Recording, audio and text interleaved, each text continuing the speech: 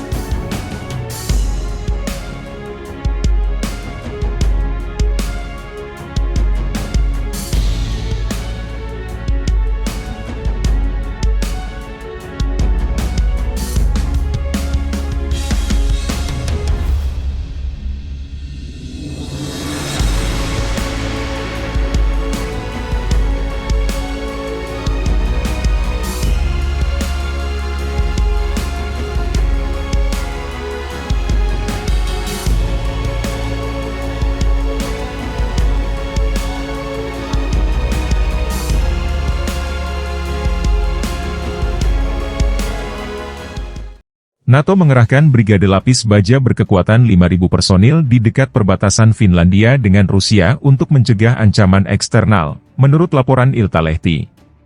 NATO dan pemerintah telah menyimpulkan bahwa Finlandia membutuhkan kehadiran tentara dari negara-negara NATO di wilayahnya untuk memperkuat pencegahan dari Rusia. Brigade baru NATO akan dibentuk dan ditempatkan di Mikkeli, yang terletak di dekat perbatasan dengan Rusia.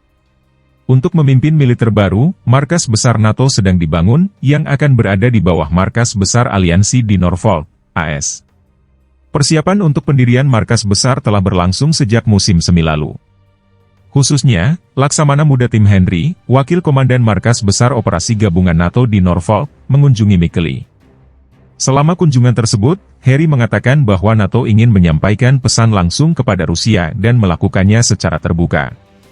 Ia menekankan bahwa aliansi sangat jelas dalam posisinya, dengan mengatakan bahwa Rusia merupakan ancaman bagi kawasan Euro-Atlantik. Brigade lapis baja tersebut akan bergabung dengan tentara Swedia dan Norwegia.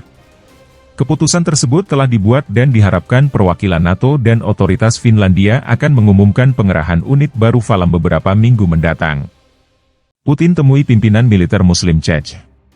Sementara itu Presiden Rusia Vladimir Putin berkunjung ke Czech, dan merupakan yang pertama ke republik berpenduduk mayoritas Muslim di Federasi Rusia dalam hampir 13 tahun.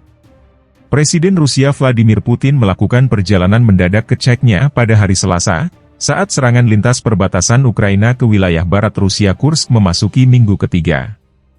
Selama perjalanannya, Putin mengunjungi Akademi Pasukan Khusus tempat para pejuang sukarelawan yang akan dikerahkan ke Ukraina sedang dilatih.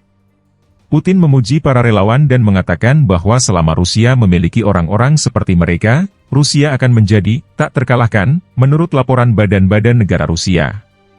Lebih dari 47.000 pejuang, termasuk sukarelawan, telah berlatih di fasilitas tersebut sejak Moskow memulai invasi skala penuh ke Ukraina pada Februari 2022, menurut posting Telegram yang dibuat oleh Kadyrov. Pejuang dari Czechnya terlibat di kedua sisi konflik di Ukraina, dengan relawan pro-Kiev yang setia kepada mendiang pemimpin pro-kemerdekaan Czechnya Dzohar Dudayev. Upaya Czechnya untuk merdeka setelah runtuhnya Uni Soviet menyebabkan perang bertahun-tahun dengan pasukan pemerintah Rusia, dan Rusia akhirnya memulihkan kontrol federal atas wilayah tersebut dalam Perang Czechnya kedua antara tahun 1999 dan 2009. Setibanya di Czechnya, Putin disambut oleh pemimpin Czechnya Ramzan Kadyrov, yang mengucapkan terima kasih kepada pemimpin Rusia atas kunjungannya. Kami telah menunggu Anda selama 13 tahun. Dan saya tahu Anda memiliki banyak masalah, isu-isu yang Anda tangani secara manual, termasuk Republik kami, kata Kadyrov.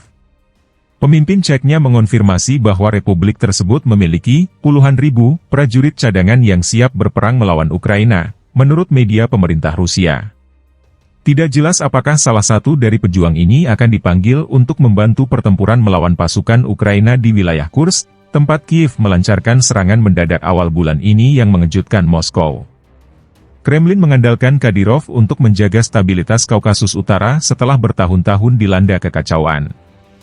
Meskipun Kadyrov dikritik karena melakukan pembunuhan di luar hukum, penyiksaan, dan membungkam para pembangkang, otoritas Rusia telah menghalangi tuntutan untuk melakukan penyelidikan.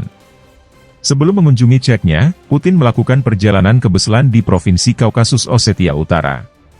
Putin melakukan pertemuan pertamanya dalam hampir 2 dekade dengan para ibu dari anak-anak yang terbunuh dalam serangan sekolah tahun 2004 yang diklaim oleh militan Islam yang menewaskan lebih dari 330 orang. Di sana, pemimpin Rusia mengecam serangan Kiev ke Kursk, dan berjanji untuk menghukum Ukraina atas tindakannya. Sejak 7 Oktober 2023, Israel telah meluncurkan kampanye militer bumi hangus di Gaza menyusul serangan lintas batas Hamas yang belum pernah terjadi sebelumnya. Israel Defense Forces, IDF, atau tentara Israel menghancurkan daerah padat pemukiman di Gaza, Palestina yang terkepung. Tentara Israel tidak berani saling berhadapan secara langsung dengan pasukan Hamas pejuang kemerdekaan Palestina. Maka Israel melakukan serangan bom yang terus-menerus, sembarangan dan membabi buta ke wilayah Gaza. Akibatnya, puluhan ribu warga sipil di Gaza wafat, kebanyakan dari mereka adalah anak-anak dan wanita yang tidak bersalah dan tidak memegang senjata. Bombardir yang dilakukan Israel mengubah wilayah padat pemukiman menjadi puing-puing bangunan. Dikutip dari laman TRT World, Rabu, 21 Agustus 2024, dijelaskan bahwa inti dari upaya Israel untuk memusnahkan Gaza dengan jumlah korban dari warga sipil yang mengejutkan adalah memang strategi Israel. Strategi itu berasal dari filosofi militer yang dikenal sebagai doktrin Dahya. Doktrin Dahya membuang setiap norma peperangan yang ditetapkan, kata para ahli dan analis. Dalam strategi ini, pasukan dengan sengaja menyerang infrastruktur sipil untuk memicu penderitaan di kalangan warga sipil. Inti dari doktrin Dahya Israel adalah gagasan untuk menyebabkan kerusakan daripada akurasi dalam pemilihan target, kata Aharon Bregman yang bertugas di tentara Israel selama 6 tahun dan sekarang menjadi dosen di King's College. Ia juga mantan asisten parlemen untuk Knesset. Itulah sebabnya setidaknya 40% bom yang dijatuhkan pesawat Israel di Gaza adalah bom bodoh, kata Aharon Bregman kepada TRT World, mengacu pada alat peledak yang jatuh bebas yang tidak memiliki sistem kendali dan karenanya sangat tidak akurat. Aharon Bregman juga menjelaskan jumlah kematian warga sipil yang mengejutkan karena jumlahnya sangat banyak di Gaza, itu akibat Israel tidak memiliki niat nyata untuk melindungi warga sipil.